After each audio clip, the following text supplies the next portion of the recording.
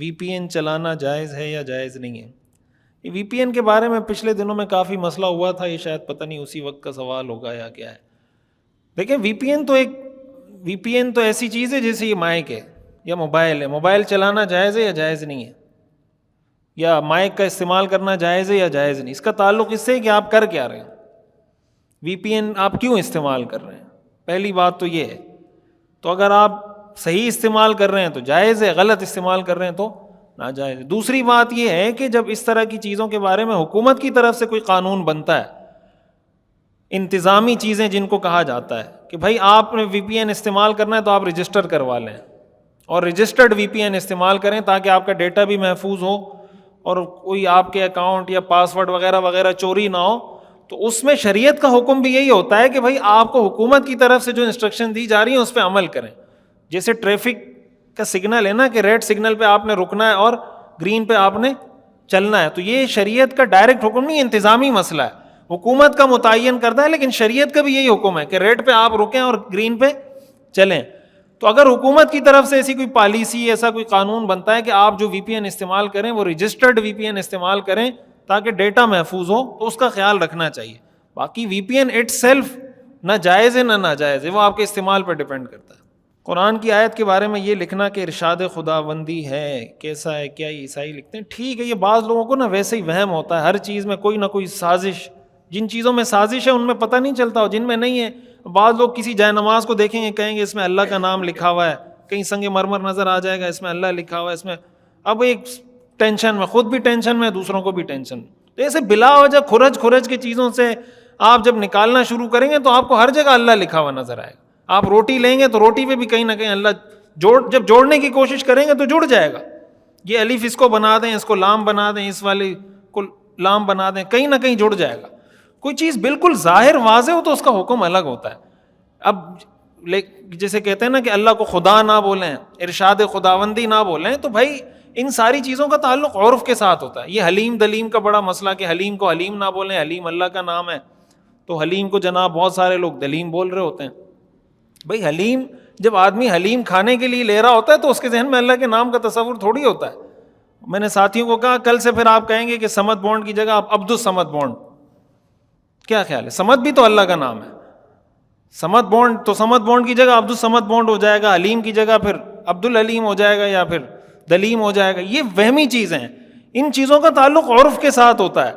اب جب عرف میں کسی چیز کا، کسی کھانے کا نام ہے حلیم، تو بس وہ حلیم جب آپ کہیں گے تو حلیم سے وہی مراد ہوگا. اسی طرح آپ نے بیٹے کا نام رکھ دیا محمد. اب بعض لوگ جب نام لیتے ہیں تو اس کے ساتھ بھی صلی اللہ علیہ وسلم پڑھ رہے ہوتے ہیں. تو بھائی محمد جب آپ اپنے بیٹے کو کہہ رہے ہوتے ہیں تو آپ کی مراد آپ کا بیٹا ہوتا ہے. آپ جب محمد، اب صحابی کا نام اپنے بیٹے کا نام رکھ دیا تو اس کے ساتھ آپ رضی اللہ عنہ نہیں پڑھیں گے، اس لیے کہ وہ آپ کے بیٹے کا نام ہے معاذ، تو آپ معاذ کے ساتھ رضی اللہ عنہ پڑھیں گے. آپ جب معاذ کہہ رہے ہوتے ہیں تو معاذ سے آپ کی مراد کیا ہوتی ہے؟ جو آپ کا بیٹا معاذ ہے وہ مراد ہوتا ہے. جب آپ محمد کہہ رہے ہوتے ہیں اس سے مراد آپ کا جو بیٹا محمد ہے وہ مراد ہوتا ہے. تو ان چیزوں میں مطلب یہ کامن سینس کی چیزیں، اس کو خود سمجھنا چاہیے. مفتی صاحب میرا ایک سوال ہے، کیا صلی اللہ علیہ وسلم پورا درود شریف ہے؟ درود شریف ہے، اس میں صلات کا صیغہ بھی ہے، سلام کا صیغہ بھی ہے. درود شریف کے اندر پورا درود شریف وہ ہوتا ہے جس میں صلات، سلام اور یہ برکت کے جو الفاظ ہوتے ہیں، جیسے اللہم بارک، اللہم صلی علی محمد.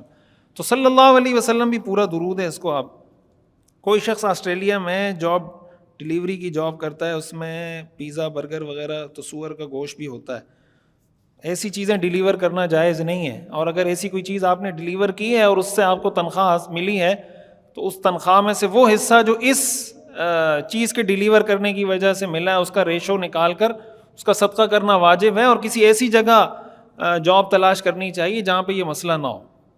لیکن اس سے جو آمدنی ہوئی ہے سور کا گوشت ڈیلیور کرنے سے یا اس کا برگر، تو وہ حلال نہیں ہے.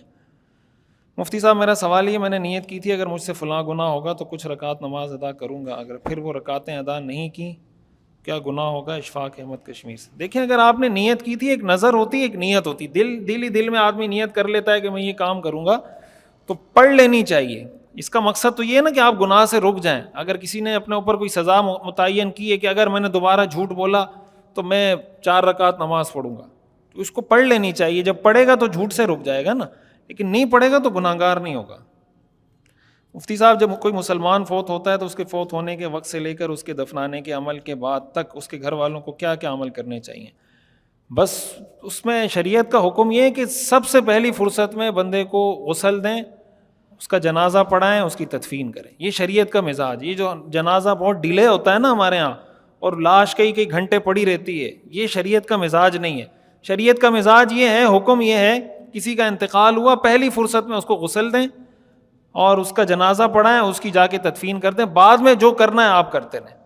وہ یہ جو ہمارے یہاں منہ دکھائی ہوتی ہے جنازے کے بعد, پھر لوگ کھڑے ہوتے ہیں, پھر اس کا چہرہ کھول کے ایک ایک کو دکھا رہے ہوتے ہیں, یہ تو پتہ نہیں عجیب سی چیز ہے نا. آپ اس طرح پڑے ہوئے ہوں, آپ کو کوئی دیکھ رہا ہو, آپ کو اچھا لگے گا؟ یعنی آپ تصور کریں کہ آپ پڑے ہوئے ہیں, آپ کی لاش پڑی ہوئی ہے, میری لاش پہ مجھے لوگ آ کے اس طرح سے دیکھ رہے ہیں, عجیب سی چیز ہے. پھر لوگ تصویریں, میت کی تصویریں لے رہے ہوتے ہیں, میت کے ساتھ سیلفیاں لے رہے ہوتے ہیں. عجیب و غریب قسم کی چیزیں. یہ تو عبرت حاصل کرنے کی جگہ ہے. کسی کا انتقال ہو, انسان کو عبرت حاصل کرنی چاہیے کہ آج یہ مرا ہے کل میں مروں گا, آج یہ گیا ہے کل میں جاؤں گا. تو اس کو بھی گلیمرائز کر دیا ایک طرح سے, اس کے اندر بھی یہ چیزیں شروع کر دی. تو ان چیزوں سے بچنا چاہیے. مفتی صاحب جب رجب کے مہینے میں ہمارے محلے میں لوگ کھانے پکاتے ہیں پھر گھروں میں, یہ جو رجب کے کنڈے ہیں یہ تو حضرت معاویہ رضی اللہ تعالیٰ عنہ کی دشمنی کے اندر بنائے جاتے ہیں. رجب کے جو کنڈے بنائے جاتے ہیں, تو صحابہ کرام سے تو محبت کرنا ہمارے دین کا حصہ ہے. یہ رجب کے کنڈے یہ سب صحابہ دشمنی پر مبنی, اس سے اپنے آپ کو بچانا چاہیے. مفتی صاحب کیا جامعۃ الرشید میں پڑھنے والے طلباء سے جامعۃ الرشید کوئی فیس لیتا ہے, اور جامعۃ الرشید میں حافظ عالم یا مفتی بننے کے لیے کیا کیا اخراجات ہیں؟ فیس لی جاتی ہے, کچھ طلباء فری میں پڑھتے ہیں, کچھ سے فیس لی جاتی ہے. وہ تفصیل آپ جامعہ چلے جائیں تو آپ کو تفصیل بتا دی جائے گی. مفتی صاحب میرا سوال یہ ہے کہ اکثر اوقات جب کسی کی وفات ہوتی ہے تو غیر مسلم عورتیں بھی تعزیت کے لیے آتی ہیں, تو کیا ان غیر مسلم عورتوں کو میت دکھانا چاہیے, مرد ہو یا عورت؟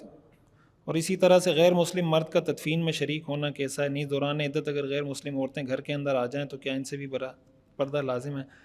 دیکھیں, اگر مرد کا انتقال ہوا ہے نا, تو غیر محرم عورتوں کے لیے ان کو کیا ضرورت ہے کہ غیر محرم مرد کا چہرہ آ کے دیکھ رہی ہیں؟ کو کیا ضرورت ہے؟ محرم ہے, بیوی ہے یا اس کی بیٹی ہے یا بہن ہے یا پھوپھی خالہ ہے, تو ان کا تو سمجھ میں آتا ہے. غیر مسلم سے ہٹ کر جو نامحرم ہے ان کو چہرہ دکھانا ہی نہیں چاہیے. اور غیر مسلم تدفین میں شریک ہو جائے تو تدفین میں شریک ہو سکتا ہے, تعزیت کے لیے بھی آ سکتا ہے, اس میں تو کوئی مسئلہ نہیں. عدت کے اندر غیر مسلم عورت آ جائے, ان سے پردہ لازم نہیں ہے. شب قدر میں عید منانا اور کھانے پکانا کیسا ہے؟ ہمارے محلے میں لوگ شب قدر میں عید مناتے ہیں اور ہمارے گھر کھانا بھیج دیتے ہیں. یہ جو نئی چیزیں شروع کر رہے ہوتے ہیں, اب شب قدر کون سی عید ہوتی ہے؟ عید تو رمضان کے بعد آتی ہے, تو شب قدر والی ٹھیک نہیں ہے. مفتی صاحب میرا سوال یہ ہے کہ دانتوں میں بریسز لگانا کن صورتوں میں جائز ہوگا؟ اگر کسی کے دانت باہر کی جانب نکلے ہوں مگر اس سے کوئی تکلیف نہ ہو مگر دیکھنے میں برے لگتے ہوں, تو کیا محض اچھا لگنے کے لیے اور دانتوں کو نارمل حالت میں لانے کے لیے دانتوں میں تار بریسز یہ جائز ہے؟ اگر کسی کے دانت باہر نکلے ہوئے ہیں اور وہ اس کو یعنی برے لگ رہے ہیں, وہ اس کو یہ کرنے کے لیے ایک نارمل پوزیشن میں آ جائے, وہ جو تار لگائی جاتی ہے, بریسز لگائے جاتے ہیں, تو اس کی اجازت ہے. یہ تغییر و خلق اللہ میں نہیں آتا ہے. یعنی ایسا نہیں کہ آپ اللہ تعالیٰ کی خلقت میں تبدیلی کر رہے ہیں, یہ تو سمجھیں ایک بیماری ہے جس کا آپ علاج کر رہے ہیں, یا ایک عیب ہے جس کو آپ ٹھیک کر رہے ہیں. تو اس لیے بریسز وغیرہ لگانا, اسی طرح جو سونے کی بعض اوقات وہ لگاتے ہیں مختلف, تو جو ڈاکٹر آپ کو سجیسٹ کرے کہ بھائی اس کے بغیر آپ کے دانت ٹھیک نہیں ہوں گے, دانت لگانا چاہیں تو لگا سکتے ہیں. ایک صحابی کی ناک جنگ میں کٹ گئی تھی, تو حضور علیہ الصلوۃ والسلام نے ان کو چاندی کی ناک بنوا کے دی تھی. پھر وہ صحیح کام نہیں کر رہی تھی تو سونے کی ناک بنوا کر دی تھی, تو اس کو استعمال کریں. تو دانتوں کے اندر بھی استعمال کر سکتے ہیں.